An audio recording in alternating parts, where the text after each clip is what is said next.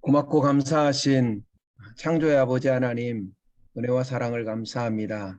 하나님께서 저희들을 사랑해 주시고 또 이렇게 많은 비로 인해서 어려움 당하는 많은 사람들이 있지만 저희들도 이렇게 찬빛 성경 강좌를 통해서 한자리에 모이게 하시고 또 하나님 은혜 가운데 저희들 사랑하여 주셔서 모두가 건강하게 또 복되게 이 모임 안에 있을 수 있도록 내주신 것을 감사합니다. 여기까지 구약을 열심히 달려왔던 귀한 우리 강사 목사님에게 은혜와 복을 더하여 주옵시고 또 듣는 저희들에게는 하나님의 마음과 심정이 알아지고 깨달아지고 또 그 하나님의 마음과 심정을 세상 가운데 펼쳐나갈 수 있도록 은혜를 더하여 주옵소서. 오늘 시작과 마침까지 우리 하나님께서 함께하여 주실 줄로 믿고 감사하며 예수님의 이름으로 기도드립니다. 아멘. 네, 감사합니다.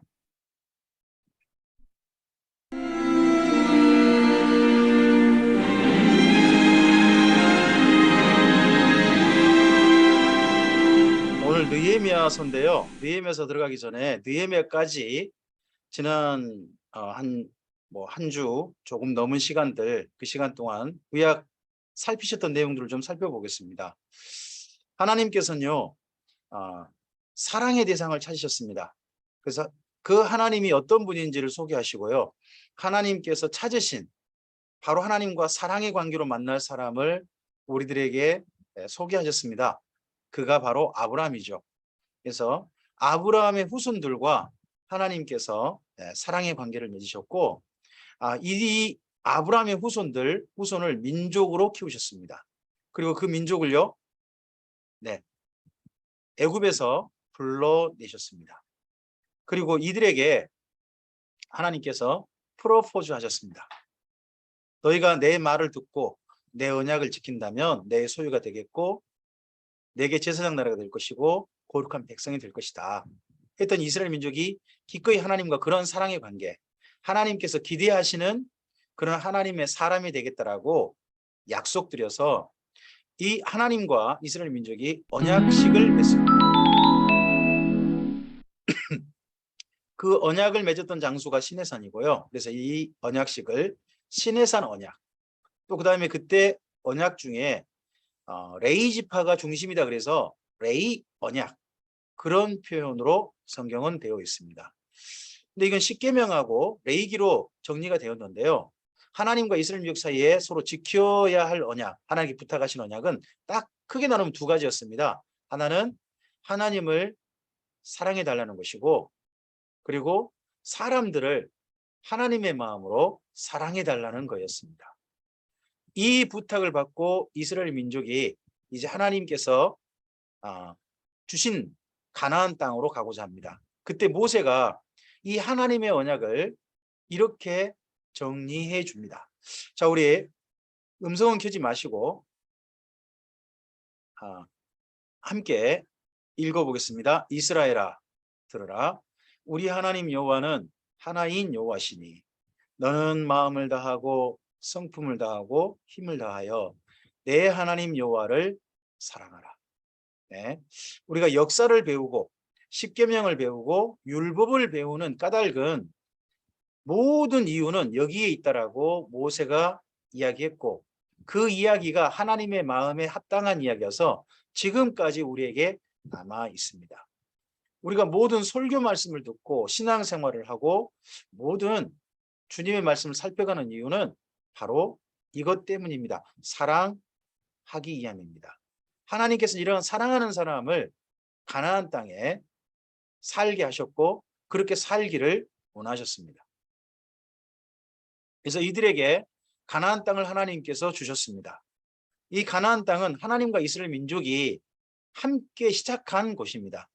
이전에는 아브라함, 이삭, 야곱, 요셉이라고 하는 조상들이 있었는데 이스라엘 민족이 하나님과 함께 드디어 이 가나안 땅에서 생활을 시작합니다. 이것을 부부관계로 보면 마치 꼭 신혼집 마련 같은 그런 이야기입니다. 그랬는데 이렇게 마련하자마자 이스라엘 민족은 하나님과 아름다운 관계로 이어가지 못하고 신혼 초기부터 관계가 틀어지게 됩니다. 자, 이 세 가지를 한 분이 읽어주셨으면 좋겠습니다. 네, 정동섭 전사님 읽어주실까요? 네, 경외가 이어지지 않았다. 하나님의 눈앞에서 악을 반복했다. 내가 옳다고 생각한 대로 살았다. 네, 이게 하나님과 이스라엘 민족이 사랑하지 않는 관계로 시작한 바로 첫 모습입니다. 우리도요, 정말 사랑할 사람에게 이 세 가지가 되면요, 이 세 가지가 되면 그 관계가 사실 깨질 수 있습니다. 경애라는 것은 그 사람을 사랑함이죠. 존경해서 사랑함입니다. 부부 사이에 서로 정말 사랑함이 없다면, 이어지지 않으면 관계가 깨질 수 있습니다. 그리고 내 사랑하는 사람 앞에서 악을 반복해 보십시오. 그거 정말 관계가 깨질 수 있는 정말 중요한 또 요인이 될 수 있습니다. 그리고 서로를 배려하지 않고 내가 옳다가 생각하는 대로 상대편을 대해 보십시오. 그러면 그것만큼 또 서로 간에 관계를 깨트리는 위험 요소가 없습니다. 바로 이스라엘 민족이 하나님 앞에 가나안 땅에 시작한 생활부터 이러했습니다. 이러했을 때 하나님께서 이 생활을 이어간 이유가 한 세 가정을 통해서 보입니다. 조홍현 집사님 좀 읽어주실까요? 너 때문에 참는다. 그래도 기대해 볼 만한 사람들이 있었다. 마노아 가정부부, 보아스와 룻, 엘가나와 한나. 네, 이런 사람들을 통해서 그 다음 역사가 이어지는 게 우리 성경에서 보셨습니다. 하나님께서 그들에게 기대하셨고 이들을 통해 이들이 잘 그 다음 신앙을 물려줘서 그들을 통하여서 이 가문들을 통하여서 주님의 아름다운 일을 이루어보고자 하셨습니다. 근데 이러다 보니까 드디어 하나님 마음에 드는 한 사람을 만나셨죠. 네, 김미영 권사님, 네, 세 가지 다 읽어주시겠습니까? 마침내 마음에 드는 한 사람을 만나셨다. 내가 이새의 아들 다윗을 만나니 내 마음에 맞는 사람이라. 내 뜻을 다 이루리라. 도망자인데도 그와 함께하는 이들이 정당했다. 제사장 나라 역할을 할 기초를 마련했다. 악을 저질렀으나 참으로 회개했다. 크고 긴 불행 중에서도 하나님을 변함없이 사랑했다. 네, 마침내 하나님께서 마음에 드는 한 사람을 만나셨습니다. 이 이야기가 구약에만 있는 게 아니라 신약에서도 울려 퍼집니다. 그 정도로 하나님께서는 많은 사람들 소개하고 싶은 한 사람, 그 사람이 바로 다윗입니다. 다윗의 인생 여정을 성경 속에서 보면 한 네 가지로 정리할 수 있다고 봅니다. 그는 한때 도망자였습니다. 10년을 20대를 도망자 생활을 했었죠. 근데 그와 함께하는 이들이요, 도망자 생활 속에서도 결코 그릇되지 않았습니다. 정당하게 그 시간을 다 채웠습니다. 그리고 다윗은 그 주변 나라를 정복하고 함으로 이스라엘 민족이 중심이 되게 했습니다. 그래서 이스라엘 민족이 세운 나라가 주변 나라의 제사장의 나라가 될 수 있는 기초를 마련했습니다. 그리고 우리가 성경에서 보면 다윗은 정말 용서받지 못할 죄를 지었습니다.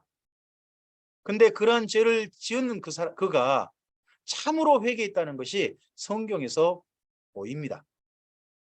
그리고요, 그는 그가 저지른 악 때문에 굉장히 긴 시간을, 그것도 큰 불행을 당해야 했습니다. 근데 그 불행 중에서도요, 그는 변함없이 하나님을 사랑했습니다. 이러한 사람이기에 하나님께서는 이 다윗을 통하여서 하나님의 뜻, 하나님의 소유, 제사장 나라, 거룩한 백성이 되는 모습을 이스라엘 민족을 통하여서 보고 싶어 하셨습니다. 그래서 드디어 제사장 나라가 될 준비를 다해서 그의 아들에게 역사가 물려지게 됩니다. 그랬는데 그의 아들이 이러고 말았습니다. 성전 건축했는데 바로 우상 숭배해 버립니다. 그는 한 사람 전도하고요, 심지어 다른 사람들 하나님께 인도해야 될 사람들이 여인들에 의해서 다른 신에게 가버리고 말았습니다. 그래서 솔로몬 이후에 솔로몬 이후에 이스라엘 민족은 각 지역에서는 산당이라는 곳에서, 그리고 예루살렘에서는 흰놈의 아들 골짜기하고 그 건너편에 있는 산인 멸망산이라 불리는 그곳에서 네, 하나님 앞에 우상 숭배하는 일을 멈추지 않게 됩니다. 하나님께서 이래서 나라를 둘로 나눴죠. 나눠가지고 10개 지파를 전체를 다스리는 왕에게 너는 솔로몬처럼 하지 말고 다윗처럼 좀 해봐라 했는데, 그는 솔로몬보다 더해서 하나님을 아예 송아지로 만들어 버립니다. 그리고 이 역사가 무려 200년을 가게 됩니다. 여기를 한 분이 읽어주셨으면 좋겠습니다. 네, 정춘난 집사님 자리에 계십니까? 네. 네. 제목부터 좀. 네. 네, 그 후 200여 년 동안 북이스라엘은 돌아오지 사랑하지 않았다. 이 선지자들로 표적을 보여도, 2. 정병과 지도층의 부패에도, 3. 재해와 침략을 당해도. 네. 하나님께서는 북이스라엘이 송아지 숭배하는, 여호와를 송아지로 만든 그 자리에서 제발 떠나고 하나님께 돌아오길 원했습니다. 근데 여호와 송아지가 아니라 그냥 북이스라엘은 바알 송아지에게 더 가까이 가버리죠. 하나님께서는 여러 가지 일을 통해서 이스라엘 민족을 부르셨습니다. 계속해서 돌아오라 하셨습니다. 첫째는 선지자를 통하여서 지속적으로 말씀하셨습니다. 선지자들의 표적을 보이시고 선지자들의 기적을 보이시고 선지자를 통해 말씀하셨습니다. 그럼에도 그들은 돌아오지 않았습니다. 이 나라가 220여 년 동안 무려 9번의 정권이 바뀌게 됩니다. 쿠데타가 일어납니다. 온 나라가 정말 수많은 피비린내가 나는 그런 시간이 얼룩졌습니다. 그리고 지도층이 부패한 모습이, 더더구나 잘 살면 잘 살수록 부패하는 지도층의 모습이 있었습니다. 이러한 모습일 때 이런 지도층은 믿을 게 못 되고 하니까 하나님께 돌아와야 되는데 백성들이 돌아오지 않습니다. 그리고 자연재해가 지속적으로 있었습니다. 주변 나라 침략도 있었습니다. 이럼에도 불구하고 북이스라엘은 끝내 돌아오지 않았습니다. 돌아오지 않았다는 말은 저는 가로쳐서 이렇게 읽어도 된다고 생각합니다. 하나님을 사랑하지 않았다. 이럼에도 불구하고 하나님을 사랑하는 사람으로 변화되지 않았다. 이게 결국 북이스라엘이라는 겁니다. 너무 참 슬픈 거죠. 하나님께 택하신 민족인데 이렇게 됐습니다. 우리가 가끔씩 가다가 제가 이런 질문을 좀 드려보고 하는데 생각해 볼 만한 부분이 있습니다. 이 220년 동안 북이스라엘 사람들 중에 그럼 구원받은 사람은 몇 사람일까요? 주변 민족 말고 하나님께 택함 받았다고 하는 이스라엘, 그것도 10개 지파 사람들 중에 220년 동안 정말 천국에서 만날 사람이 몇 사람이나 될까요? 그 수많은 사람들 중에, 심지어 북이스라엘 사람들 중에서도 지옥에 갈 사람들이 훨씬 많았을지도 모릅니다. 자, 이런 모습을 보고 결국 북이스라엘은 망하는데, 이런 모습을 보고 남유다라도 하나님은 달라지길 원하셨습니다. 그런데 남유다도 별반 다를 게 없었습니다. 황인수 전사님, 네, 제목 먼저 읽으시고요. 남유다마저 사랑하지 않았다. 제가 여기 앞에 읽을게요. 멸망해도. 우상 숭배하며 악한 북이스라엘이. 네. 우상 숭배하며 악한 북이스라엘이 멸망해도 남유다는 하나님을 사랑하지 않았다는 거예요. 자, 여기를 먼저 읽어주시고 여기까지 읽어주시면 좋겠습니다. 네, 황인수 전사님. 아수르의 침략과 조공 압박의 고통에도 네, 남유다는 하나님을 사랑하지 않았다. 네, 그 다음요. 남유다의 실상을 본 당시 선지자들이 절망했다. 왜요? 남유다가 하나님을 사랑하지 않으니까. 남유다의 선지자들이 활동할 때가 아하스하고 히스기 왕 때였습니다. 그때 물론 큰 피해를 입었습니다. 하지만 그 당시 대제국의 침략을 물리친 나라가 되었습니다. 아수르의 침략을 물리친 나라가 됐으니까요. 그런데 그럼에도 불구하고 남유다는 하나님을 사랑하는 나라로 돌아오지 않습니다. 참 이게 어려운 것 같습니다. 하나님께서도 이게요. 그러다 보니까 선지자들도 자기들이 살고 있는 시대에는 절망해 버립니다. 우리 때는 희망이 없나 보다. 그러면 이 나라에 진짜 하나님께서 보내시는 메시아가 오셔야 뭔가 달라지려나 보다 하는 메시아를 꿈꾸는, 메시아를 대망하는 일들이 이때 있게 되어집니다. 그리고 남유다는 끝내 결국은 하나님을 외면하고 말았습니다. 그래서 남유다마저 끝내 하나님을 사랑하지 않다가 멸망당합니다.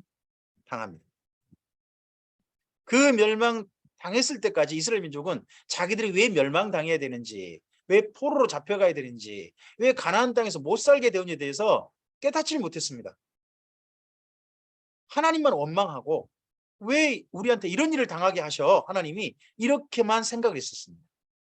그런데 그들이 비로소 깨닫습니다.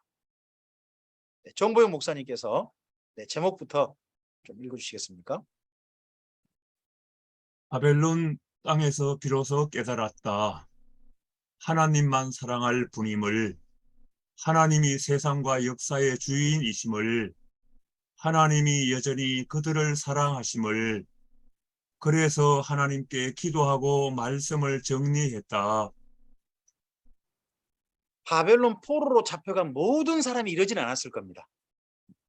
근데 바벨론 포로로 잡혀간 사람들 중에서 진실로 하나님께 돌아온 사람들, 하나님께서 그곳에서도 함께 계심을 확인한 사람들, 경험한 사람들이 있었습니다. 그들은 그곳에서 가나안 땅도 아니고요, 바벨론 땅에서 확인했습니다. 하나님만 사랑할 분임을 그곳에서 발견했습니다. 바벨론 땅에서요, 하나님이 세상과 역사의 주인이심을 발견했습니다. 그리고 정말 그들의 소중한 발견이 뭐였느냐? 하나님께서 그들을 그렇게 자기들이 진노하게 했는데 자기들을 여전히 사랑하고 계심을 그 바벨론 땅에서 발견했다는 겁니다. 그래서 그들은요, 가나안 땅이 아니라 바벨론 땅에서 하나님께 기도했고요, 바벨론 땅에서 말씀을 수집하고 말씀을 읽고 말씀을 정리하고 말씀을 가르치는 일을 시작했습니다. 어떻게 보면 이렇게 본다면요, 이스라엘 민족에게 바벨론 땅의 생활은 도리어 그들에게 복이 되었는지도 모릅니다. 그리고 그 깨달음을 가지고 그들은 하나님의 부르심을 받고 하나님의 말씀을 따라서 돌아오게 됩니다. 하성동 목사님께서 제목하고 밑에 두 가지 읽어주실까요?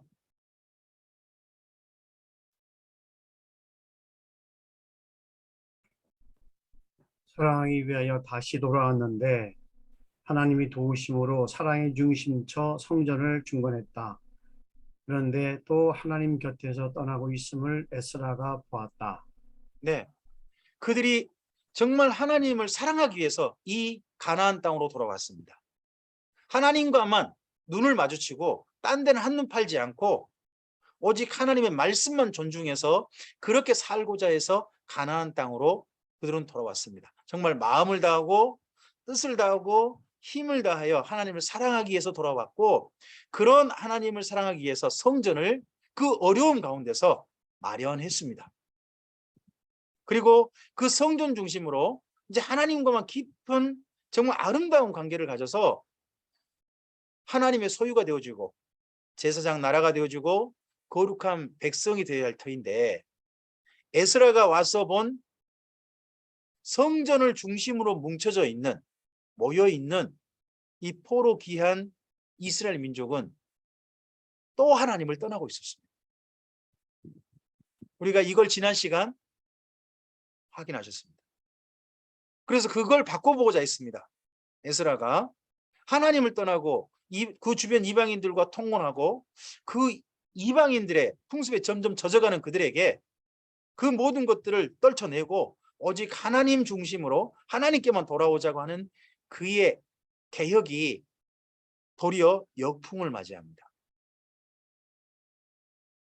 올바른 데 돌아가는 게 쉽지 않았습니다. 그리고 많은 사람이 죽임 당했을 것입니다.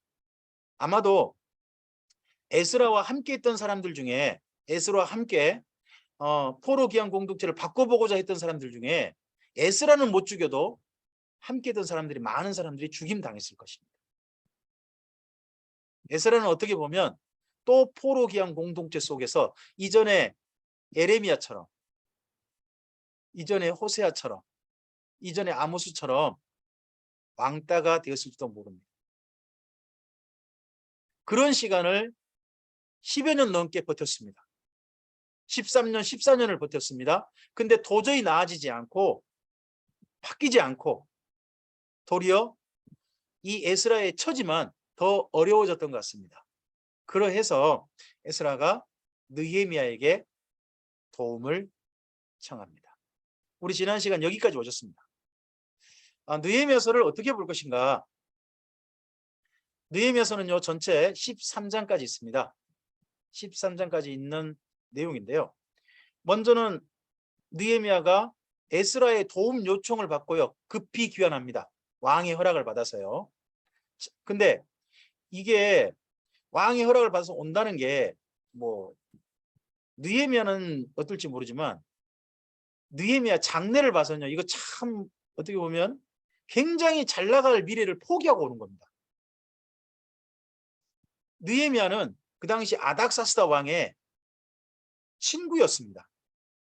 함께 술을 대하는 친구. 그 정도면 페르시아 제국의 최고 실세 중에 한 사람이었을 겁니다. 그리고 장차 좀 더 이 황제와 함께하는 시간 동안 함께하면요. 함께하면 함께할수록 그에게 페르시아 제국의 권력이 더 그에게 많이 주어졌을 겁니다. 황제가 그를 내치지 않는 한은. 그러했는데 황제의 친구라고 하는 그 엄청난 직위, 권세, 이 모든 것들을요 포기하고 여기 지금 느헤미야가 예루살렘으로 오는 겁니다. 우리나라 그 정치권에 이런 말 있죠. 팽당했다는 말 혹시 아십니까? 팽당했다. 그 당시 신문이 있었다면 느헤미야는요 페르시아 제국 사람들한테 느헤미야 팽당하다 아마 그런 대서특필 제목으로 알려졌을지도 모릅니다. 어쨌든 느헤미야는 거기를 기꺼이 페르시아 제국의 중심부에 있던 그가 변방 예루살렘으로 기꺼이 에스라의 도움 요청에 돌아옵니다. 돌아와서 3장부터 6장에서 보면요. 첫 번째, 이 예루살렘을 먼저 안전한 장소로 만들어야 됐습니다. 안전한 장소로 만든다는 건 그 당시 다른 게 아닙니다. 바로 성벽입니다. 성벽이 마련되어져야 주변 다른 민족들이 쳐들어와도 쉽게 수월하게 보호받을 수 있습니다. 그래서 가장 먼저 한 일이 성벽을 중수한 일이었습니다. 여러분 느헤미야서 6장을 좀 가보시겠습니까?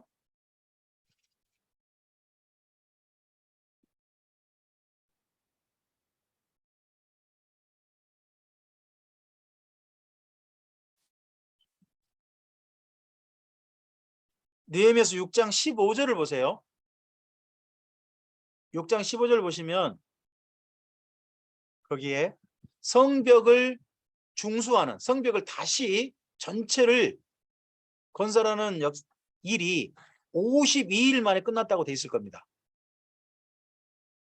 그가 총독으로 부임하자마자 그러면 이 정도면요 3개월 만에 해내버린 겁니다. 부임해서 3개월 만에. 가장 시급한 일이었고 처음 반드시 이 일을 먼저 했어야 됐습니다. 그 일을 가장 빠르게 신속하게 효과적으로 해낸 분이 바로 느헤미야입니다. 총독 임기가 12년이거든요. 12년. 그러면 그 이후 11년하고 9개월을 안정적인 그런 예루살렘에서 총독 임기를 다 채우셨다 할 수 있습니다. 자, 그리고요. 7장에서는 그 지금 현재 기한한 예루살렘 주변, 예루살렘과 그 주변에 살고 있는 포로 기한자들이 몇 명인지 전체 인구 조사한 게 나옵니다. 그래서 그 수가 나와요. 7장에 66절 가보세요. 수를 다 세고 몇 명인지 해놨죠? 그때 포로 기한자들의 수는 42,360명. 이스라엘 민족일 겁니다. 그리고 그 밑에 이제 노예라든지 뭐 짐승이라든지 그런 수가 그 다음에 더해져 있습니다. 그리고 나서 오늘 저와 이제 함께 좀 읽으셔야 할 성경이 바로 8장입니다. 제1회 에스라 성경 강좌를 읽게 합니다. 자, 보십시오. 느헤미야가 귀환해서 첫 번째 한 일이 뭔가요? 성벽 중수죠. 성벽 중수하고 인구 조사하고 바로 한 일이 뭐라고요? 성경 강좌입니다. 이 일을 누가 하고 싶어 하셨죠? 율법을 가르칠 결심을 하고 이스라엘 민족에게 오신 분이 바로 에스라입니다. 에스라가 율법을 가르치고 싶었지만 못했어요. 지금까지. 지난 14년 정도가 그게 진행이 안 된 거죠. 그래서 가장 먼저 자기가 오자마자 그 해에 가장 먼저 에스라가 성경 강좌할 수 있도록 준비를 전체를 진행해서 에스라가 성경 강좌를 마침내 진행한 겁니다. 그게 8장의 내용입니다. 8장. 그리고 그 이후 반응, 이 성경 강좌 후의 반응이 9장까지입니다. 9장까지. 그리고 지도자들이 몇 명인지, 그리고 에스라가 살아있을 때 일을 한 것 같습니다. 성벽 봉헌식입니다. 성경 강좌가 먼저 있고 성벽 봉헌식이 나중에 있습니다. 나중에 있어요. 이것도 좀 우리가 좀 생각해 볼 만한 좀 순서죠. 그러고 난 다음에 이들이 바로 율법 공동체로서 어떻게 살았는지, 어떻게 그가 지도했는지에 대한 내용이 13장 첫머리까지 되어 있습니다. 첫머리까지 되어 있고 13장을 좀 가보세요. 일단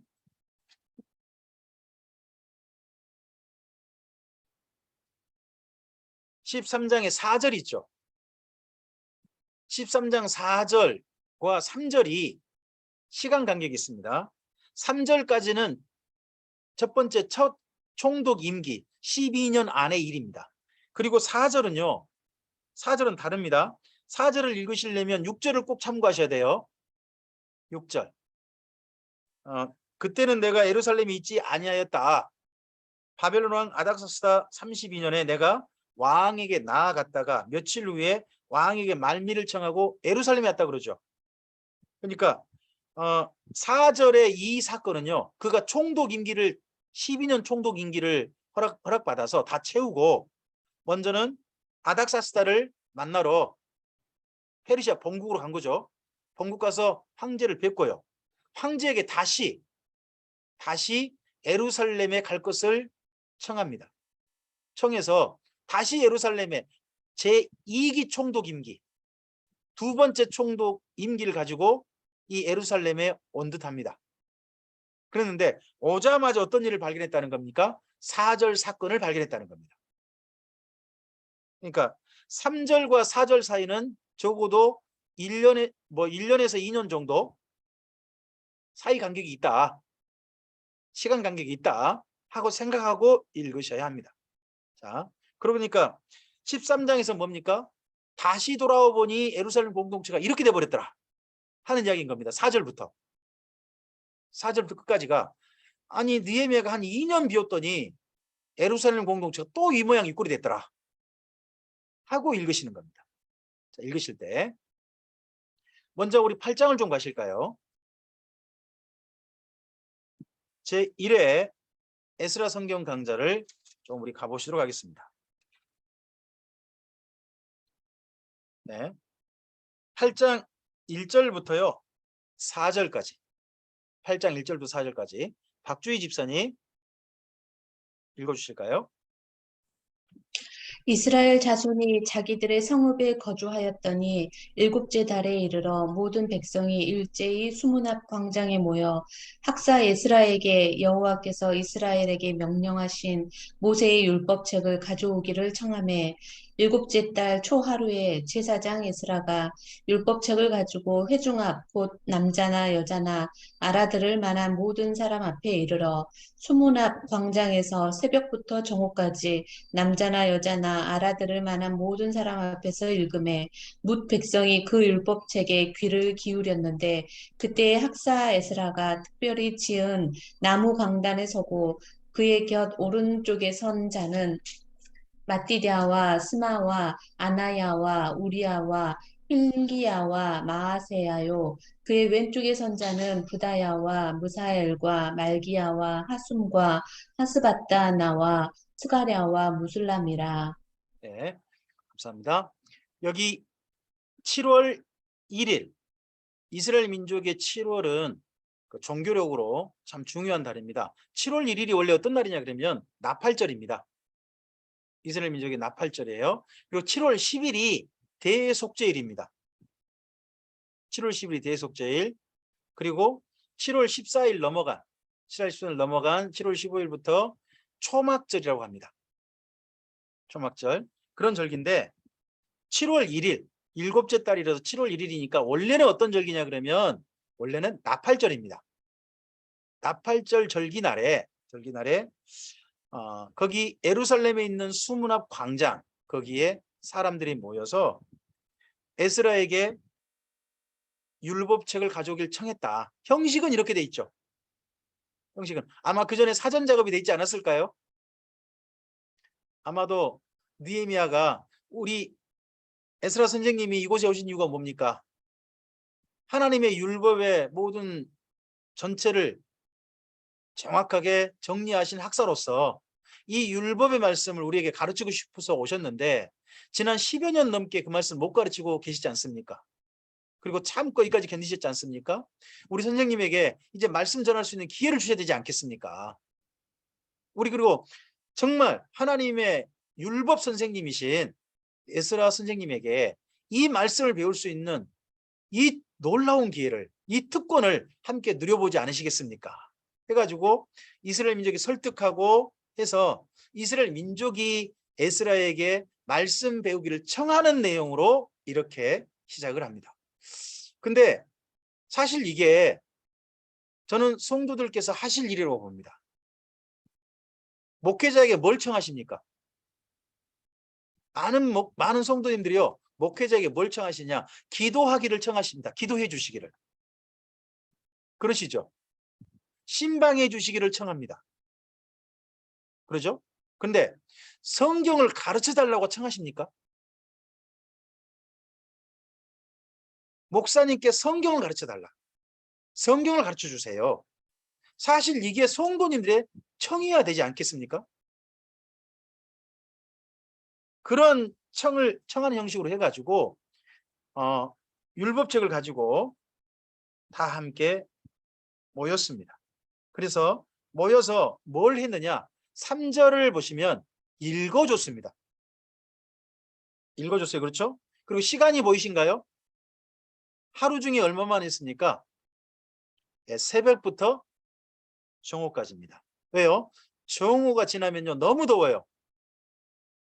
광장에서 그 햇빛 쨍쨍 쬐는 데서 있다가는 일납니다. 거기 지금 우리나라도 35도 넘어가니까는 무덥다고 난리 아닙니까? 근데 이스라엘 땅에 이때 정도 7월 정도에 가면요 아마도 12시가 넘어가면 40도가 넘어가고 그렇습니다. 낮 기온이. 그래 버리면 도저히 있기 어렵죠. 그래서 새벽부터 정오까지라는 시간 안에 읽고 하는 시간을 가졌습니다. 또 왜 읽었느냐? 이제 이걸 한 가지 좀 신학성의까지 여러분 좀 꼭 기억하셔야 한다는 겁니다. 왜 읽었느냐? 율법책이 한 권밖에 없어요. 지금은 여러분께 전부 다 성경책이 있으시죠? 저에게도 있잖아요. 그러니까 제가 여러분께 읽어달라고 하죠. 읽어달라고 하죠. 근데 그때는 책이 한 권밖에 없어요.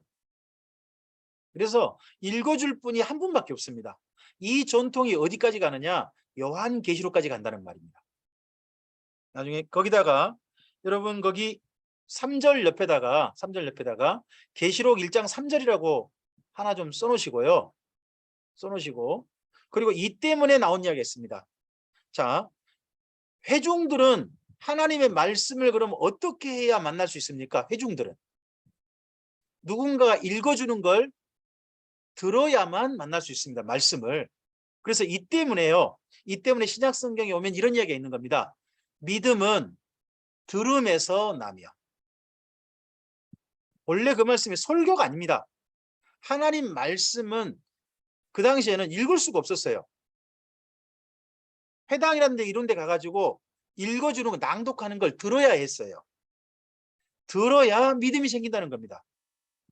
설교를 들어야 믿음이 생기는 게 아니고요. 원래는 하나님의 말씀을 알아들으셔야 올바른 믿음이 생기는 겁니다.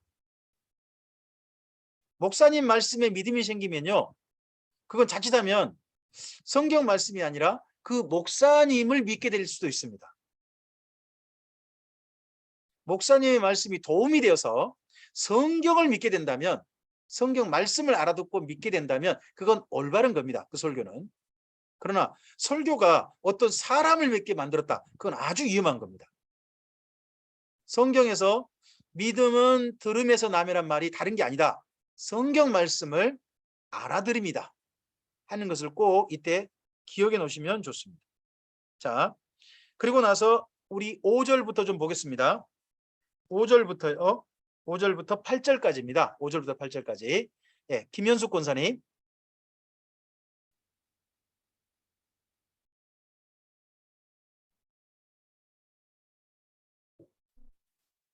에스라가 모든 백성 위에 서서 그들 목전에 책을 펴니 책을 펼 때 모든 백성이 일어서니라. 에스라가 위대하신 하나님 여호와를 송축하매 모든 백성이 손을 들고 아멘 아멘 하고 응답하고 몸을 굽혀 얼굴을 땅에 대고 여호와께 경배하니라. 예수아와 바니와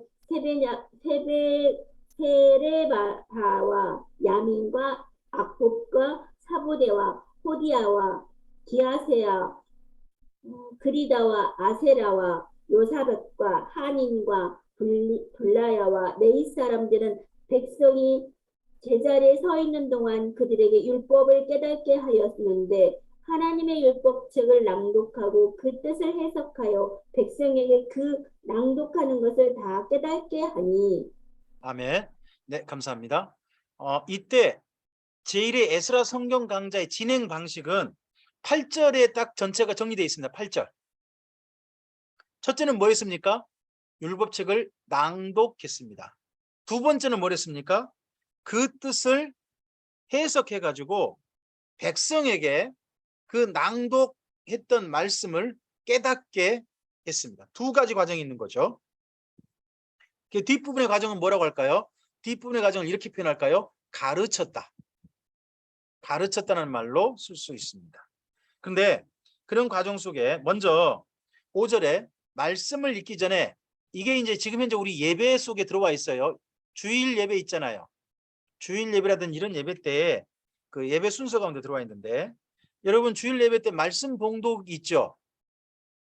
말씀 봉독. 목사님께서 읽으십니까?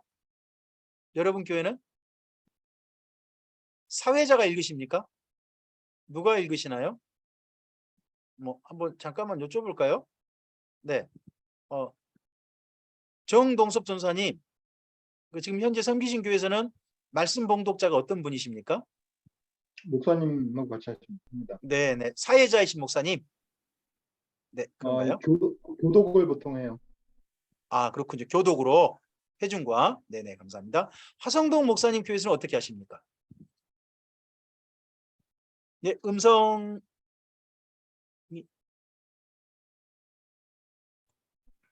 예, 역시 교독합니다. 성도들과요. 예. 네네, 교독하신 형식으로 하시고요. 네, 감사합니다. 황희수 전사님께서는 어떻게? 회중이 읽습니다. 회중이 읽으시는 걸로. 네네, 그러시군요. 자, 여기는 5절에 보시면 말씀 봉독 이제 순서가 됐는데요. 말씀 봉독 때 모든 회중이 일어섰습니다. 일어섰습니다. 이제 저는 이 부분 때문에 이제 노 목사님 제안도 이러하셨어요. 전에 이제 제가 섬기는 교회에서는 그 말씀 봉독 때 성도들이 회중이 일어나지는 않았어요. 근데 이 본문을 노 목사님께서 설명하시면서 그런 제안을 하시더라고요.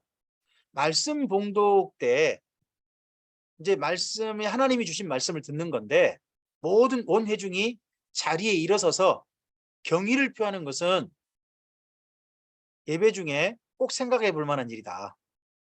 그 목사님께서 또 그렇게 실천하고 계신다고 그러셔서 정말 이건 일리 있다 싶어서 우리 교회는 그 이후에 주일 낮 예배 같은 경우는 말씀 봉독 때 반드시 일어섭니다. 심지어 줌으로 접속하신 분들 이런 분들도 일어서게 합니다. 일어서서 말씀 봉독 대표 한 분이 우리 성도 중 한 분이 말씀 봉독하고 봉독한 후에 자리에 앉는 그런 순서를 우리 교회는 꼭 갖습니다. 때때로 이런 순서는 예배 순서 가운데 조금 좀 아이고 일어서고 앉고 번잡스럽다. 아이고 하나님께 예의를 갖추는 건데 번잡스럽다 생각하지 마시고요. 때때로 이것도 예배에 한번 적용해 볼 만한 일이다 하는 것들 특별히 목사님들께서는 꼭 좀 고려 좀 해보셨으면 좋겠습니다. 그리고 두 번째 순서 보십시오. 6절에 말씀 봉독 전에 뭐 합니까? 낭독 전에 말씀을 낭독할 사람이 하나님을 송축하고요. 회중이 아멘 아멘 하고 엎드려 하나님께 절합니다. 이게 지금 6절은 우리 예배 중에 뭐가 돼 있죠?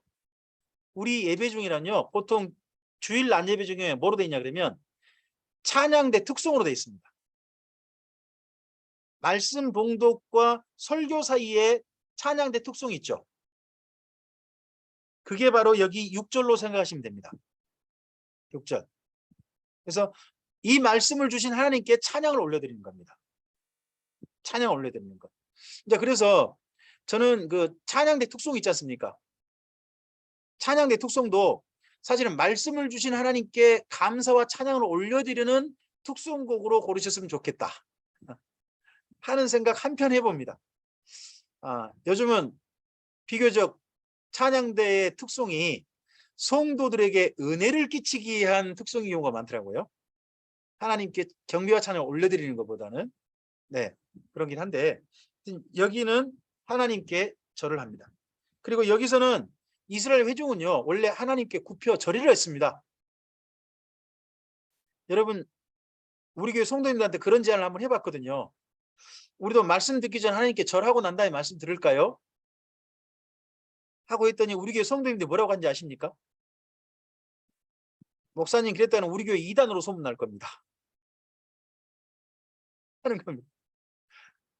근데요 여러분 지금 우리가 주일 낮 예배, 수요 예배, 금요 철야 예배, 새벽 예배, 주일 오후 예배, 주일 저녁 예배, 예배란 말을 쓰시죠. 예배. 예배라는 말이 한자로 어떻게 되죠? 예의를 갖춰서 절한다는 말이죠. 왜 우리는 예배라는 말을 쓰면서도 절하지 않을까요? 그래서 어떤 분이 이런 이야기 하시는데 저도 공감을 했어요. 노 목사님 하셨나요? 이 땅의 모든 가짜 신들은 다 절을 받는데 참 하나님이신 요 하나님만 절을 못 받고 있다. 하나님을 사랑하는데 절하지 않는다. 그러면서 점점점 예배가 예의가 없어진다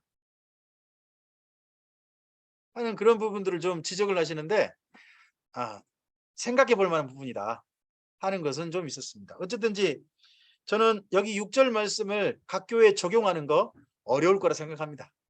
성경의 모범이지만 안 할걸요. 했다간 그 한 교회가 이상하게 될 거다 하는 거에 대해 저도 공감합니다. 그 다음에 7절을 보시면요. 회중들은요 말씀을 낭독하는 동안 서 있었습니다. 그리고 또요 심지어요 말씀을 가르쳐 주는 동안 깨닫게 하는 동안도 서 있었습니다. 원래요. 그래서 이스라엘 민족은요. 이스라엘 민족 회당 예배를 가면요. 회당 예배 가면 말씀을 전하는 자, 가르치는 자는 모세의 의자라는 데 앉아서 설교를 하고요. 앉아서 강론을 하고요. 회중은 서야 한답니다. 근데 지금은 예배 중에 말씀 선포 시간에 누가 서죠? 누가 앉아 있죠?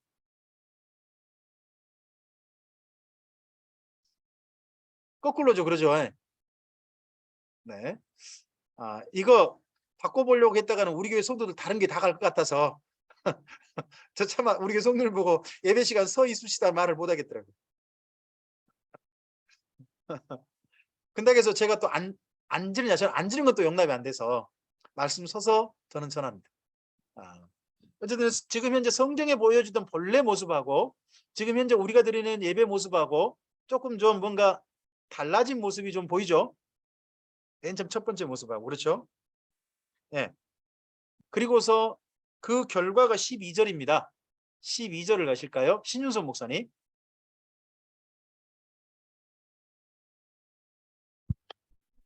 모든 백성이 곧 가서 먹고 마시며 나누어 주고 크게 즐거워하니 이는 그들이 그 읽어 들려준 말을 밝히 알미라.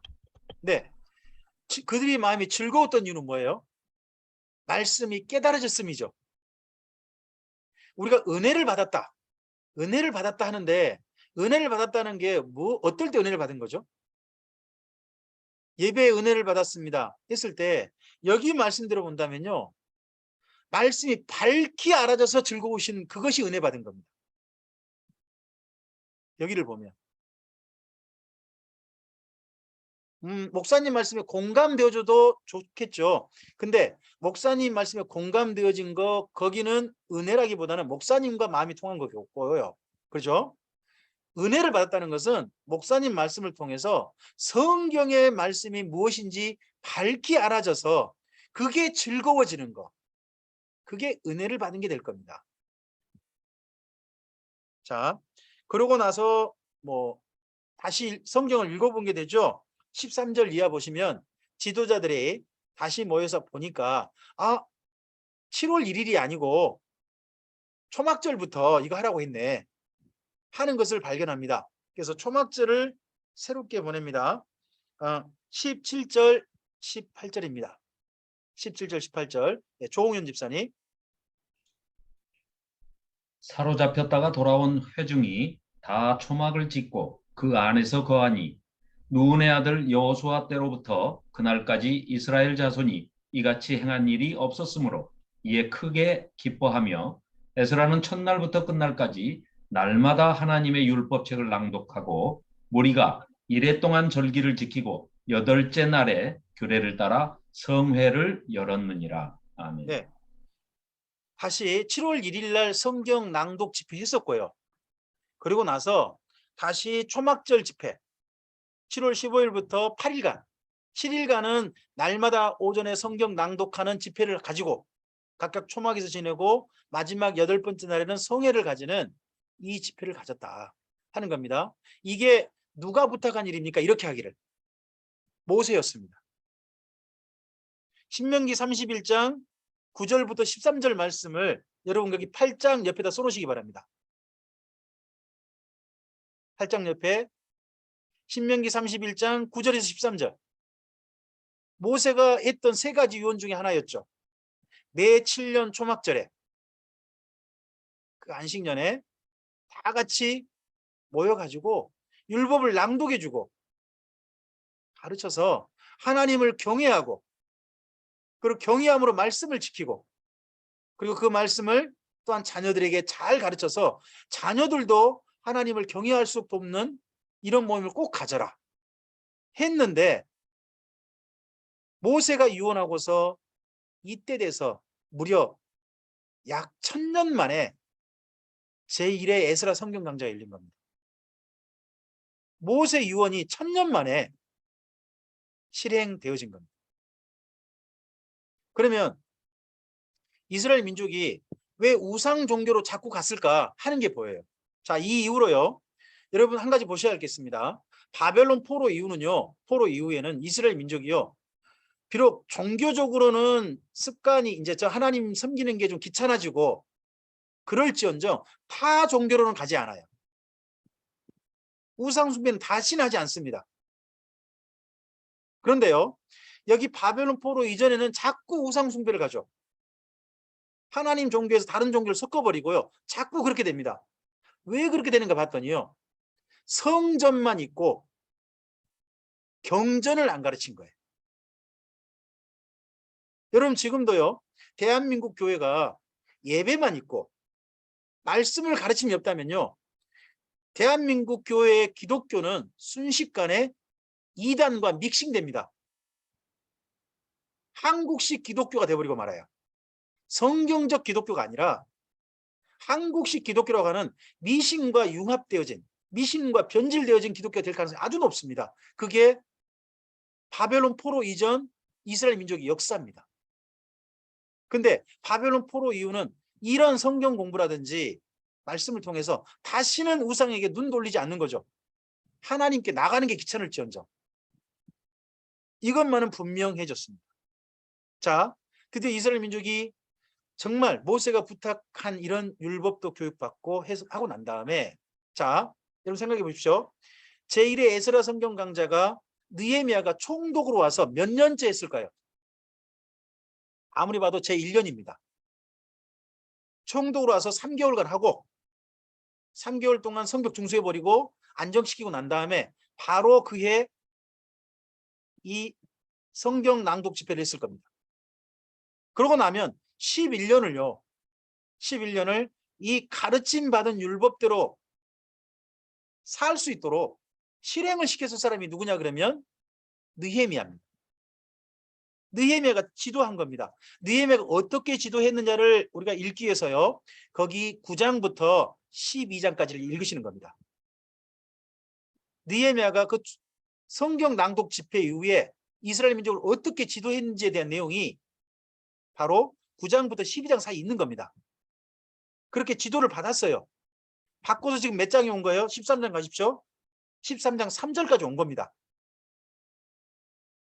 13장 3절까지가 제1회 에스라 성경 강자 이후 11년 동안 느헤미야가 총독으로서 이스라엘 공동체에게 실행시켰던 율법 준행, 거기에 대한 내용들입니다.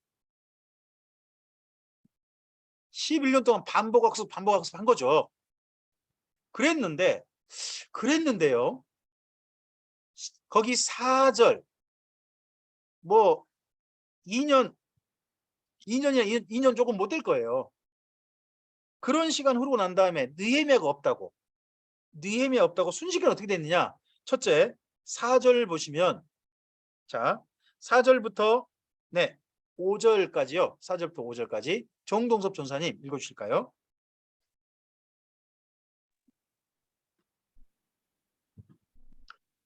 이전에 우리 하나님의 전의 방을 맡은 제사장 엘리야십이 도비야와 연락이 있었으므로 도비야를 위하여 한 큰 방을 만들었으니 그 방은 원래 소제물과 유향과 그릇과 또 레위 사람들과 노래하는 자들과 문지기들에게 11조로 주는 곡물과 새 포도주와 기름과 또 제사장들에게 주는 거제물을 두는 곳이라. 네, 여기 도비야라는 사람이 나오죠. 엘리야십이 나오고요. 엘리야십은 대제사장 가문이에요. 대제사장입니다. 근데 도비야라는 사람은요, 앞서서 에스라가 이방인과 통혼 문제를 개혁할 때 그 이방인이었습니다. 이방인으로서 이걸 강력하게 반발했던 사람 중에 한 사람이 도비야입니다. 그리고 이 사람이 느헤미야가 와서 성벽을 중수할 때 앞장서 방해했던 이방인 중에 한 사람입니다. 근데 이 사람이, 그러니까 이스라엘 민족의 대적이죠. 최고의 원수입니다. 근데 이 원수하고 누구하고 지금 짝짝꿍이 돼 있냐 그러면 대제사장과 짝짝꿍이 돼 있는 겁니다. 그래가지고요, 대제사장이 성전에 방이 있어요. 성전에, 여러분 그 예배당에 꼭 예배실만 있는 거 아니죠? 예배실도 있고 그 주변에 방이 또 몇 개 또 있잖아요. 가령 그 목사님 사무실도 있으실 거예요. 그렇죠? 뭐 좀 더 규모가 있으면 이제 찬양대 연습실도 있을 것이고, 그다음에 식사할 주방도 있으실 거고, 막 그런 게 좀 있잖아요. 부속실 있잖아요. 그런 것처럼 이 성전에 꼭 있어야 할 방이 뭐냐 그러면요, 예물을 두는 방입니다. 예물, 하나님께 바친 예물들 있잖아요. 예물들을 저장하는 방이 있어야 돼요. 그 방을 이 도비야가 사는 방으로 내준 겁니다. 이게 엄청난 일입니다. 지금 생각해 보십시오. 성전에는 이방인이 들어오면 돼요, 안 돼요? 들어오면 안 돼요. 더더구나 하나님께 바쳐진 거룩한 예물을 저장하는 방에 이스라엘 민족의 최고 대적, 그런 사람을 거기 살게 한다. 그것도 대제사장이 살게 했다. 이게 말이 되냐는 거예요.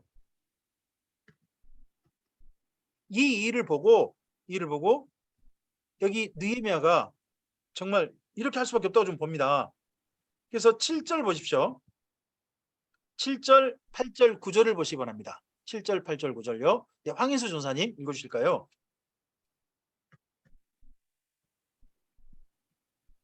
10절. 예루살렘에 이르러서야 엘리야십이 도비야를 위하여 하나님의 전들에 방을 만든 악한 일을 안지라. 내가 심히 근심하여 도비야의 세간을 그 방 밖으로 다 내어 던지고 명령하여 그 방을 정결하게 하고 하나님의 전에 그릇과 소재물과 유향을 다시 그리로 되어 놓았느니라. 네, 다시 느헤미야가 본래 이 방의 역할, 방의 용도대로 다시 회복시켰습니다. 이러니까 느헤미야가 이제 주변을 좀 알아본 것 같죠? 10절을 보시기 바랍니다. 10절이 사실은 거기 거제물을 두는 방, 거기와 연결이 있습니다. 진수현 집사님 10절 읽어주세요. 내가 또 알아본즉 레위 사람들이 받을 몫을 주지 아니하였으므로 그 직무를 행하는 레위 사람들과 노래하는 자들이 각각 자기 밭으로 도망하였기로. 네, 여러분 대제사장이 원래 예물을 두는 방인데 그 방을 자기가 정말 친하다고 도비야에게 너 여기 살아, 괜찮아, 아무도 여기 이 방 텅 비었어 해갖고 했단 말이에요. 그러면 지난 2년 동안 사실 한 가지 일이 있는 거예요. 그게 뭐냐 그러면요, 이스라엘 민중이 하나님께 예물을 안 바친 거예요. 11조를 비롯한 예물들을 안 바친 거예요. 거제물 같은 걸. 거제물은 뭐 초실절 부분도 있고요. 또 11조도 있거든요. 왜냐 그러면 그 당시에는 돈이 아니고요, 곡물이거든요. 곡물이 그냥 11조거든요. 그런 것들을 그냥 바치는데 그런 걸 쌓아두는 방이 텅 비었다는 말은 백성들이 11조도 안 하고요. 안 한 거예요. 누가 없다고? 느헤미야가 없다고. 그러니까 그 방이 비었으니까 도비한테 그렇게 줬다는 거예요. 그리고 그 방에 그 예물들이 쌓이면요, 그걸 원래 누구 거냐? 그게 레인에게 주는 봉급으로 나가요. 레인에게 주는 봉급으로. 예? 근데 레인들이요, 봉급을 못 받는 거죠. 돈은 예물이 없으니까. 그럼 레인들이 어떻게 살아야 돼요? 레인들이 더 이상 성전에서 일하지 못하고요, 먹고 살기 위해서 본래 자기 살았던 땅으로 갔다는 거죠. 그냥 다 갔다는 거예요. 이런 일이 터졌다는 걸 알고서 다시 바로 잡습니다. 11절을 보시기 바랍니다. 네, 11절과 13절입니다. 네, 화성동 목사님께서 읽어주실까요?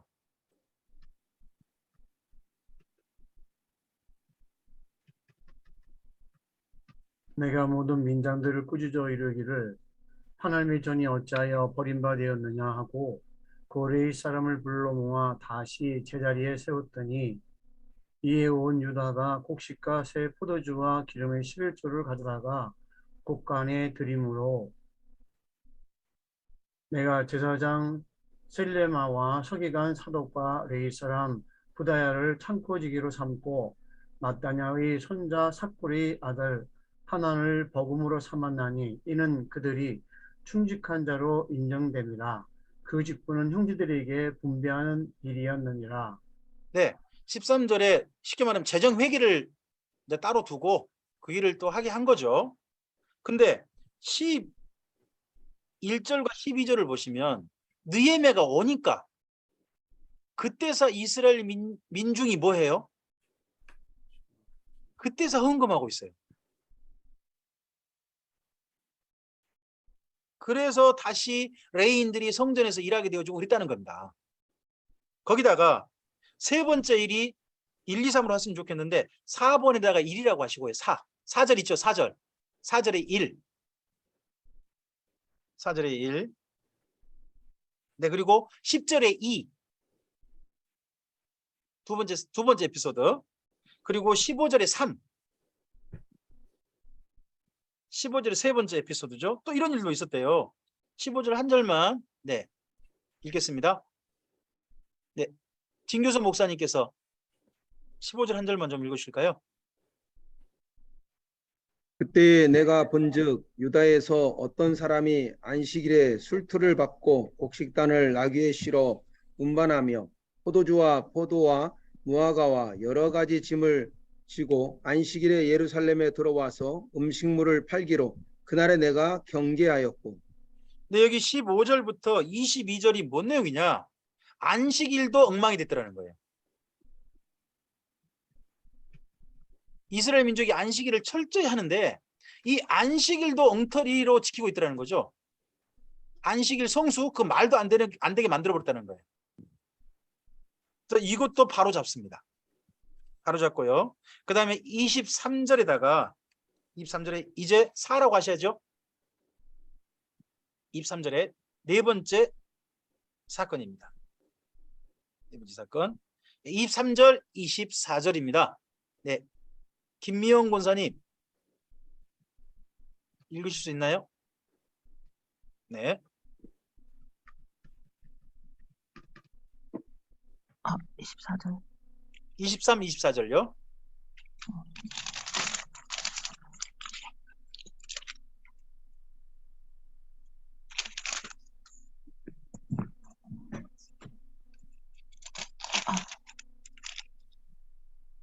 천천히 하세요. 네.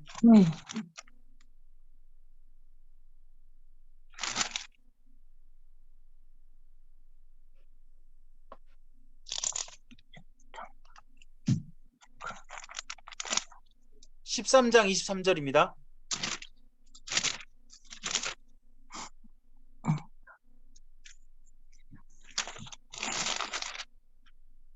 그때 내가 또 본즉 유다 사람이 아스돗과 암몬과 모압 여인을 맞아 아내로 삼았는데 그들의 자녀가 아스돗 방언을 절반쯤 하여도 유다 방언은 못하니 그 하는 말이 각 족속의 방언이므로. 네, 이 사건이 어떤 사건이냐 그러면요. 그 에스라가 이방 여인과 결혼하는 가정들에 강제 이혼시켰잖아요. 다 돌려보내 버렸잖아요. 근데 그 2년 동안 이제 느헤미야 가니까 그동안 한 12년 동안 꾹 참고 있던 사람들이요. 느헤미야 가버리니까 또 안 오겠지. 그러면 내 전에 결혼했던 여인과 아이들 데려와야지 해가지고 다시 데려왔다는 거죠. 다시 데려왔는데 아이들이요. 그 집 애들이 이스라엘 말을 아예 못 알아듣는 거죠. 그 이방인들 말은 하고. 요즘 우리나라에도 그 이제 다문화 가정들이 좀 많아지고 있죠. 다문화 가정. 근데 다문화 가정 아이들이 그래도 우리나라에서 우리나라 말도 잘하고 또 어머니 나라 말도 제법 잘하잖아요. 보통 보면 그러더라고요. 근데 여기는 아예 쉽게 말하면 한국말은 전혀 못하고 태국말만 하고 있는 아이들이 많더라는 거죠. 이 아이들은 그럼 잘하면 어느 나라 사람 될까요? 이스라엘 민족 속에 타민족이 되고 말아요. 어디가 딱 떠오르세요? 이게 바로 사사기란 말이에요. 사사기 현상이 다시 떠오를 수밖에 없어요. 그래서 앞서서 그의 스승님과는 좀 다르게 이분은 행동을 하세요. 25절인데요. 25절 이 부분은 이제 에스라하고 좀 비교하기 위해서 좀 읽어볼 만합니다.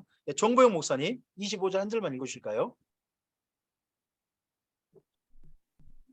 내가 그들을 책망하고 저주하며 그들 중 몇 사람을 때리고 그들의 머리털을 뽑고 이르되 너희는 너희 딸들을 그들의 아들들에게 주지 말고 너희 아들들이나 너희를 위하여 그들의 딸을 데려오지 아니하겠다고 하나님을 가리켜 맹세하라 하고 네, 여러분 에스라가요. 에스라서 가서 확인 한번 해보세요. 나중에 에스라가요.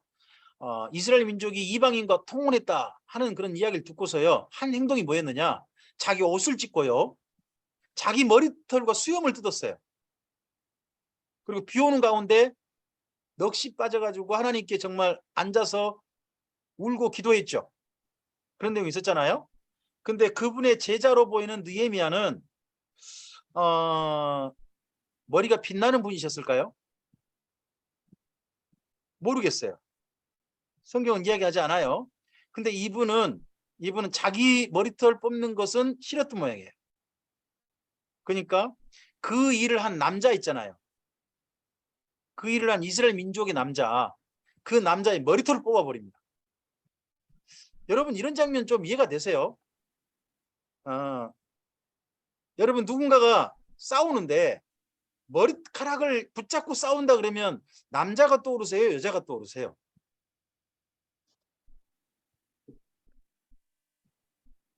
좀 분위기 좀 이상하지 않아요?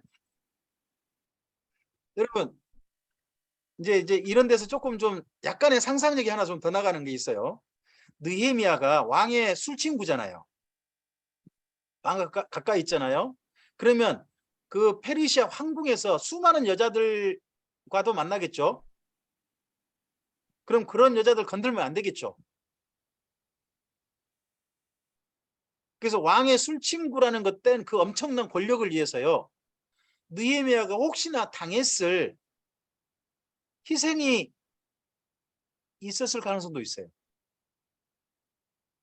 여러분 앞서서 하나님께서 그 히스기야에게 어떤 이야기냐 그러면 나중에 바벨론 나라가 와가지고 너 자손들 잡아가서 바벨론의 환관이 되게 할 것이다 라고 해요.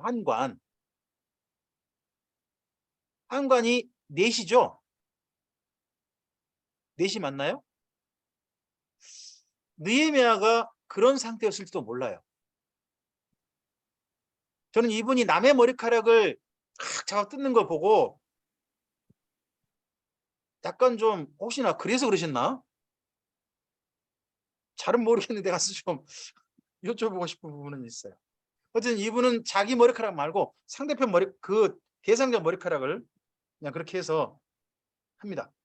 그리고 하지 마라. 그래서 철저하게 이방인과 결혼을 못하게 만듭니다. 다시 한번 못하게 만들고요. 그리고 한 가지 사건이 있습니다. 여러분 28절에다가 5라고 하시겠습니까? 28절에 5. 네, 최명훈 장로님께서 5절 한 절 읽어주시겠습니까? 28절 한 절이요. 대제사장 엘리야십의 손자 여호야다의 아들 하나가 호른 사람 산발락의 사위가 되었으므로 내가 쫓아내어 나를 떠나게 하였느니라. 세상에 한 2년 사이에 그새 또 거기 주변 이방족 속에 가장 강력한 세력, 그 세력하고 대제사장 가문이 혼인관계를 맺은 거죠. 그 2년 사이에. 그래서 그 결혼한 그 사람을 제사장 가문이니까 아론이 직계일 거 아닙니까? 아론의 직계. 그럼에도 불구하고 이 사람은 어떻게 했다고요? 거기 28절에 나를 떠나겠다는 말이 나오죠. 밑줄 긋고 신약성경 표현으로 써놓으세요. 출교. 이때 출교 사건이 있게 됩니다. 이 이후로. 자, 방금 우리가 읽어보신 5가지 사건이 있죠. 느헤미야가 잠깐 비운 한 2년 비운 사이에 예루살렘이 어떻게 달라져 버렸는지, 순식간에 어떻게 달라져 버렸는지 하는 내용 이 5가지가 누구에게 일어난 일인가 잘 보십시오. 이게요, 아무 교육도 안 받은 사람이 일어난 일이 아닙니다. 에스라에게 율법 교육을 받은 사람들입니다. 그리고 또 11년 동안 누구의 지도를 받았습니까? 느헤미야의 지도를 받았습니다. 그런 생활을 11년 동안 열심히 하고 난 다음에 한 2년 비운 겁니다. 그럼 느헤미야가 없어도 이제는 뭐 이방신은 아무것도 안 한 것도 배웠고 또 율법도 배웠고 또 철저하게 이렇게 교육도 받았으니까 예루살렘 공동체가 하나님의 율법을 중심한 하나님을 진실하게 사랑하는 공동체로 지속적으로 그 순결성을 지켜가야 될 거 아니겠습니까? 그게 당연하겠죠? 그런데 2년 만에 이렇게 되었다는 겁니다. 이제 이거에 대해서 이렇게 이야기를 합니다. 사람을 의존하는 신앙은 문제가 있다는 겁니다. 여러분, 대한민국 교회의 신앙은요, 하나님을 믿는다는 신앙인 것처럼 보이지만 이렇게 말할 수 있습니다. 목사를 믿는 신앙일 수 있습니다.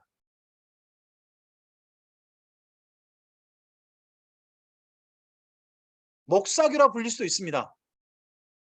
그래서 그 목사님이 없으면 교회가 무너져 버리고 교회가 더 이상 존재할 수 없는 위기가 있을 것이다 하는 생각들이 굉장히 많이 있는 교회들이 있습니다. 그럼 그건 하나님의 교회가 아니고 그 목사님의 교회죠. 그 목사님을 믿은 거죠.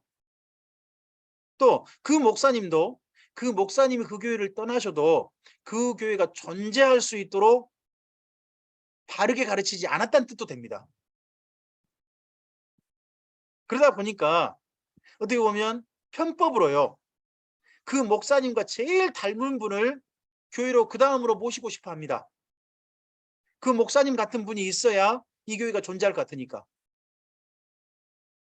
그래서 목사님과 제일 닮은 분이 누구겠습니까? 제일 비슷하게 목회할 분이 그분의 아드님일 경우가 높고요.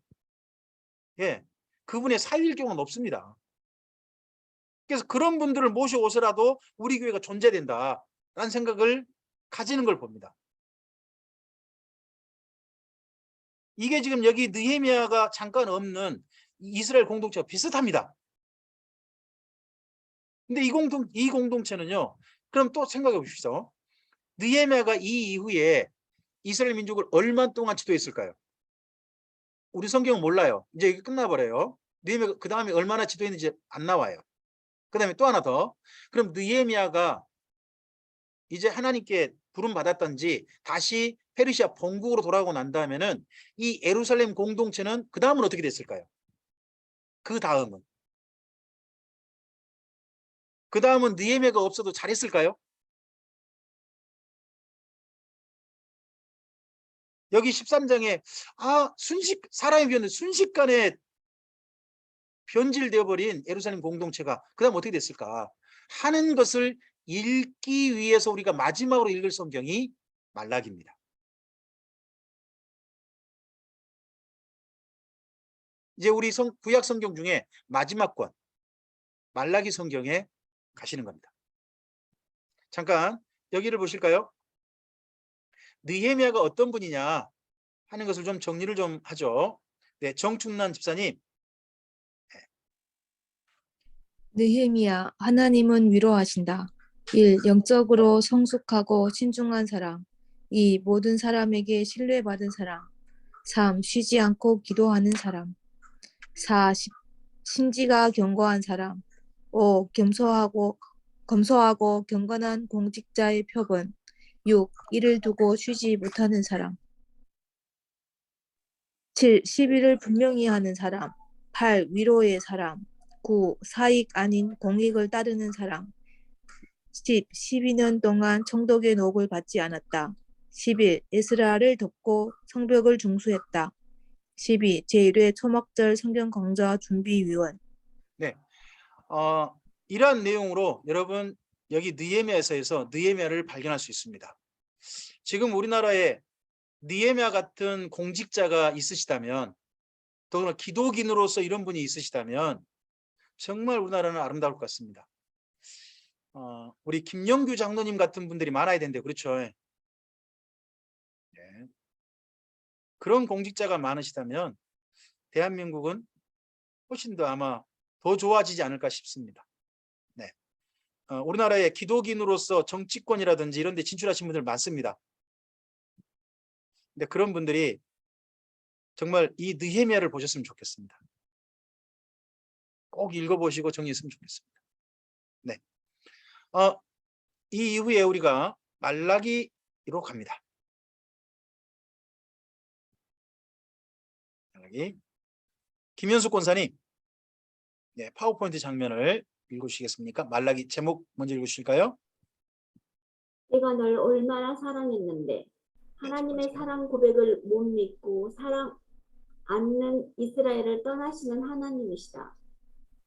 훈련과 성경 강좌와 좋은 지도자와 시간이 주어져도 하나님께 가까이 안 오는 이스라엘 민족에게 말라기 선지자를 보냄받았다. 하나님의 천년 사랑은 이렇게 안타깝게 일단락되었다. 말라기를 읽어보면요, 하나님과 이스라엘 민족 사랑은 끝내 이루어지지 않았다는 결론이 되어집니다. 참 슬픈 결론인데 이런 결론을 내릴 수밖에 없습니다. 말라기 1장을 좀 가시겠습니까?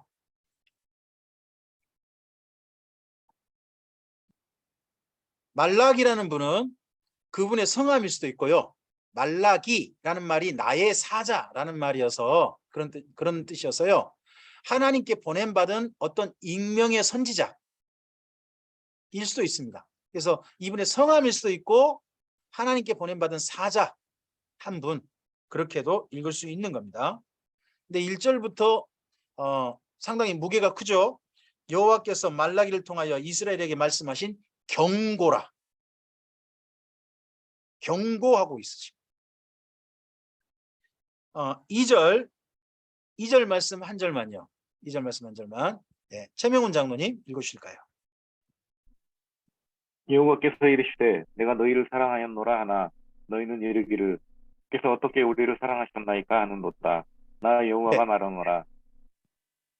거기에 나는 네, 그 정도만요. 네, 감사합니다. 거기에 두 군데를 밑줄 그으셨으면 좋겠습니다. 내가 너희를 사랑하였노라 하는 부분에 밑줄을 그으시고요. 안 그으신 부분 있으시면 또 하나, 그 다음에 주께서 어떻게 우리를 사랑하셨나이까에 밑줄 그어 보시겠습니까? 말라기를 읽는 방법으로요. 하나님께서 말씀하시고 이스라엘 민족이 대꾸하는 부분들이 있습니다. 그런 부분들을 체크하셔서 읽으시면 말라기가 대부분 다 읽혀집니다. 자, 방금 거기가 있죠. 그 다음에 6절을 가보세요. 예, 6절 말씀이요. 신윤선 목사님.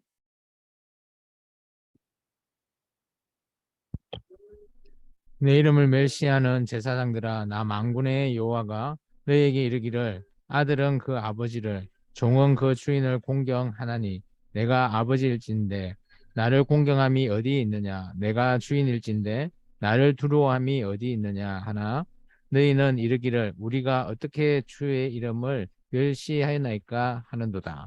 네, 이런 대꾸 형식 있죠. 지금 두 번째 대꾸 형식을 보셨고요. 그 다음에 7절도 보세요. 7절 말씀 조홍현 집사님. 너희가 더러운 떡을 나의 제단에 드리고도 말하기를 우리가 어떻게 주를 더럽게 하였나이까 하는도다. 이는 너희가 여호와의 식탁은 경멸히 여길 것이라 말하기 때문이라. 네, 하나님께서 더럽다라는 표현은 부정하단 말이거든요. 부정하다. 더럽단 말은 뭐랄까, 먼지가 많이 묻단 말이 아닙니다. 구약 성경에서 말하는 더럽단 말은 부정하다. 하나님 앞에 정하지 못한 예물이다 하는 그런 뜻입니다. 근데 그들은 그렇게 드리고도요, 뭐가 더럽단 말입니까? 이런 식으로 대꾸를 한다는 거죠. 예. 그 다음 또 뒤로 한번 가보시겠습니까? 2장으로 가십니다. 2장 13절과 14절입니다. 정동섭 전사님.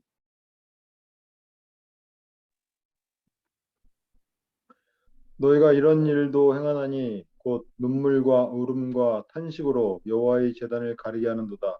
그러므로 여호와께서 다시는 너희의 봉헌물을 돌아보지도 아니하시며 그것을 너희 손에서 기꺼이 받지도 아니하시거늘 너희는 이르기를 어찌됨이니까 하는도다. 이는 너와 네가 어려서 맞이한 아내 사이에 여호와께서 증인이 되시기 때문이라. 그는 내 짝이요 너와 서약한 아내로 돼 너는 그에게 거짓을 행하였도다. 네, 감사합니다. 거기 보면 또 이스라엘 민족의 대꾸가 있죠. 대꾸 형식 있고, 그다음 17절을 보시기 바랍니다. 17절 황인수 전사님. 너희가 말로 여호와를 괴롭게 하고도 이르기를 우리가 어떻게 여호와를 괴롭혀 되었나이까 하는도다.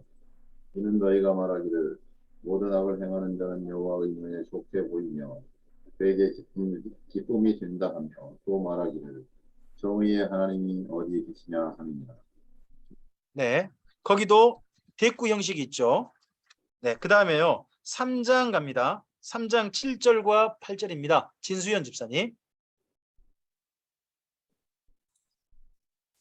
만군의 여호와가 이르노라 너희 조상들의 날로부터 너희가 나의 규례를 떠나 지키지 아니하였도다. 그런즉 내게로 돌아오라. 그리하면 나도 너희에게로 돌아가리라. 하였더니 너희가 이르기를 우리가 어떻게 하여야 돌아가리이까 하는도다. 사람이 어찌 하나님의 것을 도둑질하겠느냐. 그러나 너희는 나의 것을 도둑질하고도 말하기를 우리가 어떻게 주의 것을 도둑질하였나이까 하는도다. 이는 곧 11조와 공업물이라. 네, 방금 거기에 7절에 한번 대꾸가 있고요. 그죠? 또 거기 8절에 또 대꾸가 있죠. 자, 이 분위기가 이 대꾸를 읽어보면 이스라엘 민족이 하나님께 어떻게 대꾸하는 것 같으세요? 예의를 갖춰서?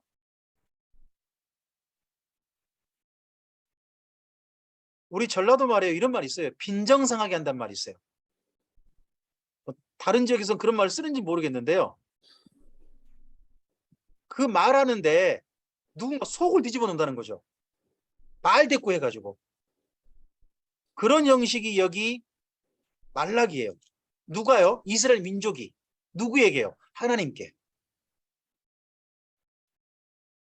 왜 어떨 때 이렇게 될까요? 여기 말라기는 딱 한 가지예요. 이스라엘 민족이요. 하나님을 사랑하지 않는 거예요. 말라기까지 왔는데 천년이거든요.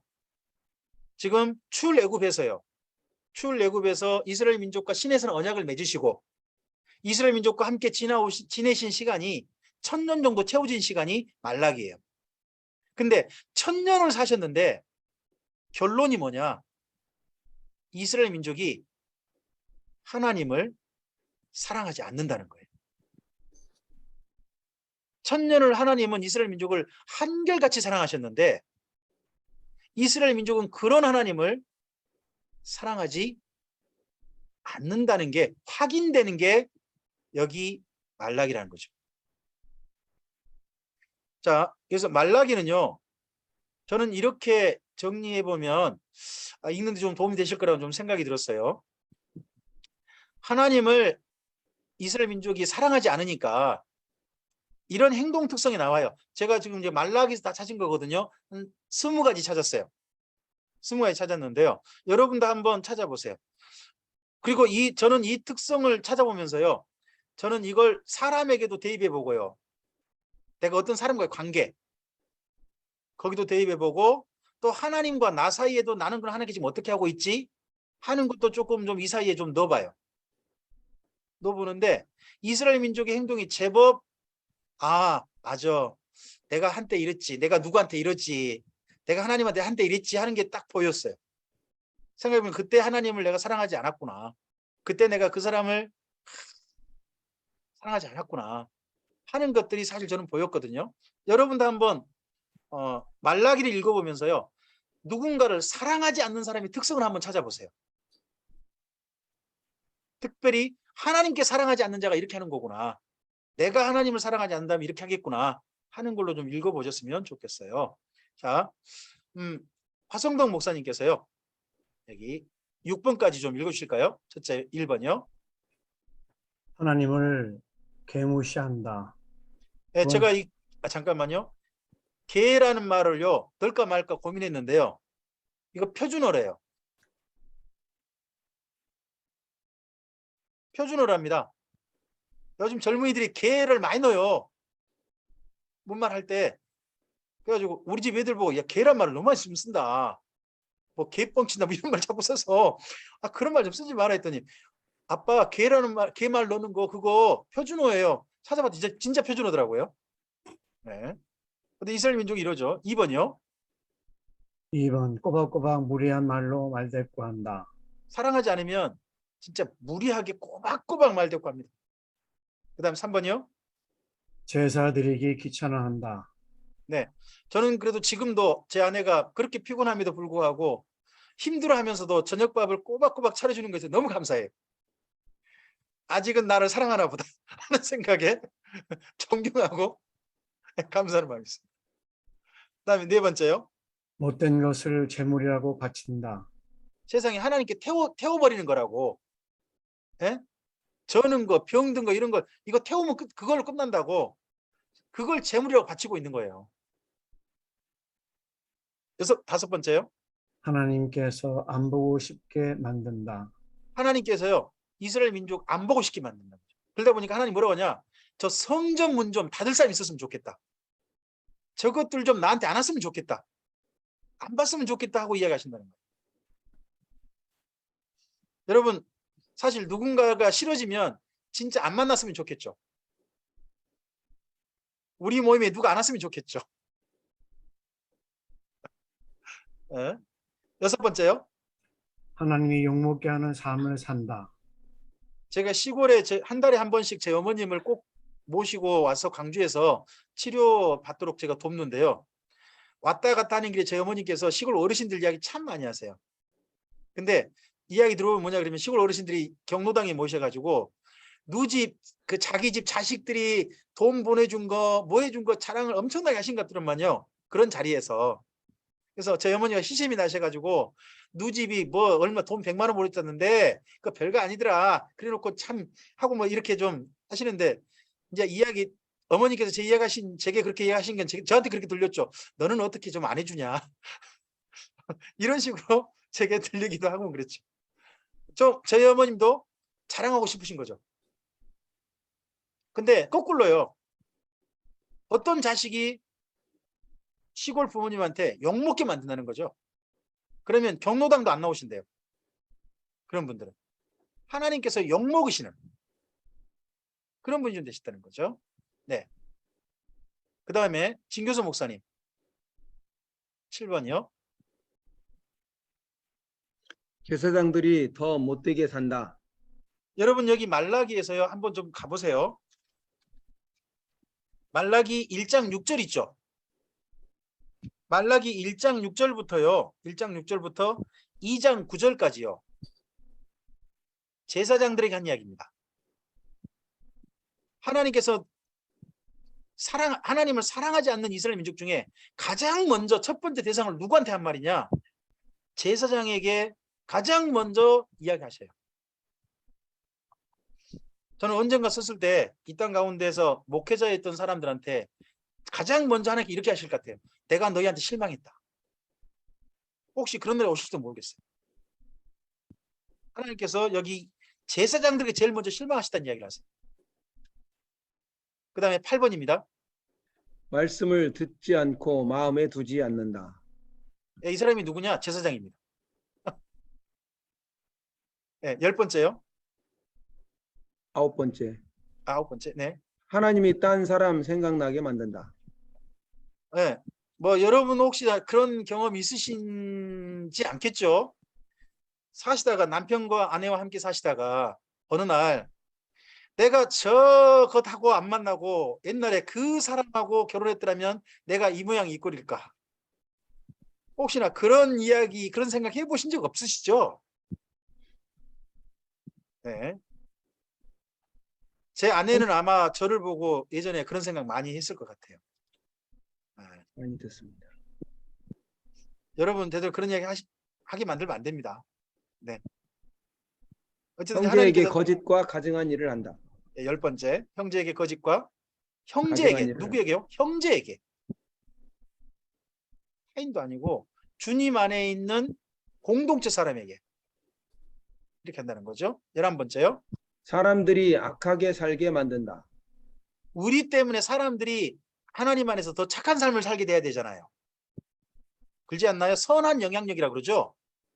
그래야 되는데 예수 믿는 사람 때문에요. 예수 안 믿는 사람들이 더 악해진다. 이런 건 똑같은 겁니다. 진짜 이거 슬픈 거죠. 그 다음에 12번째요. 이혼을 쉽게 하고 가정폭력이 난무한다. 여러분 여기 읽어보면 나옵니다. 그래가지고요. 하나님 앞에요. 여인들이 와서 울어요. 성전에 와서. 우는데 보니까요. 그 옷 안에요. 옷 안에 흉터, 상처난 자국, 이런 자국을 가지고 와서 하나님 앞에 울고 있는 거예요. 구타당한 여인들이나 이런 여인들이. 또 이혼당한 여인들이. 억울하게 이혼당한 여인들이 성전에 와서 울고 있다 하는 이야기를 하세요. 그 다음에 13번째입니다. 말을 자기 맘대로 한다. 여러분 성경에서 우리의 말 있지 않습니까? 말이 참 하나님 안에서 소금으로 맛을 냄 같이 그렇게 해야 한다고 하는데 저도 때때로 제 감정을 따라서 제 마음대로 막 할 때가 있어서 죄송스럽기도 합니다. 말을 자기 마음대로 하는 게 아니라 주님 안에서 하실 수 있어야 된다는 거죠. 이게 주님을 사랑하는 사람들의 자세겠죠. 네, 그 다음에 14번째부터 20번째까지인데요. 네. 김미영 권사님.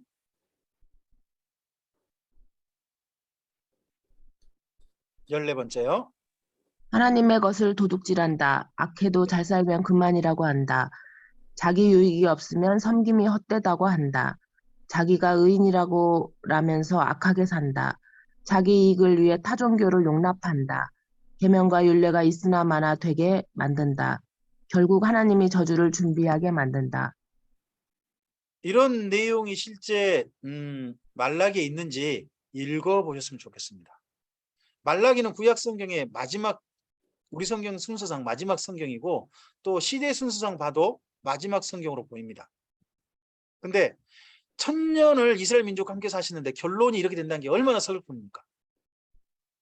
언젠가 주님 앞에 섰을 때 주님께서요 우리에게 내가 너 진짜 사랑했다 했을 때 주님 저도 주님 정말 사랑했습니다라고 주님과 함께 손잡고 새 예루살렘 성에 들어가야지. 어떤 사람에게는 이렇게 말씀하실 것 같습니다. 내가 너 진짜 사랑했다 야. 근데 그 사람은 유구무원, 부끄러워서 얼굴을 못 드는 사람. 그렇게 되고 난 다음에 슬피 울며 밖으로 나가는 어두운 데로 가는 그런 사람도 있을 것입니다. 여러분 특징을 잘 보시면요. 북이스라엘 나라가 망할 때 있지 않습니까? 북이스라엘 나라가 망할 때 마지막 선지자가 누구죠? 호세아였습니다. 호세아. 근데 호세아서에 보면요. 하나님이 뭐라고 하시느냐? 북이스라엘을 사랑하셨답니다. 그 고백을 해오십니다. 그리고 남유다라는 나라의 마지막 선지자가 누군가요? 예레미야죠. 예레미야죠. 근데 예레미야서 속에도 뭐가 보이느냐? 하나님께서 남유다를 사랑하셨다는 말씀이 보입니다. 그런데 그때 북이스라엘 반응이 뭔가요? 호세아 때 반응이 한 사람도 하나님 앞에 일어서는 사람 없습니다. 예레미야서의 반응이 뭔가요? 예루살렘 거리에 가서 살펴봤는데 하나님께서 화를 멈추시게 할 만한 사람을 한 사람도 못 만납니다. 말라기에 왔습니다. 그 모든 시간 후에 하나님의 교육도 받고 정말 하나님을 사랑할 많은 경험도 하고 그리고 지도도 받고 시간도 충분하게 돼서 여기까지 이르렀습니다. 그런 그들에게 하나님께서 마지막으로 헤어지기 시기 전에 마지막으로 하신 이야기가 내가 너희를 사랑했답니다. 그런데 이 예루살렘 공동체, 말라기 때 예루살렘 공동체에 하나님께 드린 이야기는 주께서 어떻게 우리를 사랑하셨나이까? 주님이 우리를 사랑하셨다고요? 어떻게 하셨는데요? 사랑받은 기억이 없는데요. 하는 반응이 이들의 이야기였다는 거예요. 이런 이야기로 구약 성경이 마무리되어집니다. 구약 성경은 어떻게 보면요, 하나님의 사랑이 마치 꼭 실패한 것처럼 보입니다. 하나님이 그렇게 사랑하셨는데 하나님의 사랑이 짝사랑에 머물고 있는 것처럼 보입니다. 이 이야기를 하나님께서 좀 창피하실 것 같은데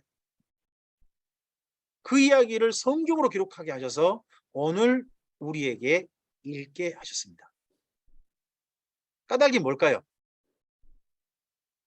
그 까닭은 결국은 구약 성경의 모든 이야기의 결론은 하나님께서는 지금 현재 성경 있는 우리라도 하나님을 마음을 다하고 뜻을 다하고 힘을 다하여 진실하게 사랑하는 사람으로 하나님과 만남을 갖기를 원하시기 때문이라고 믿습니다. 하나님의 사랑하심에 어떻게 응답하시겠습니까? 우리 잠시 쉬시고요. 지금 8시 36분 됐네요. 네, 8시 50분까지 쉬시고 그리고 우리 구약 성경을 총정리하는 신학은 사랑하기란 이야기로 우리 잠시 뵙겠습니다.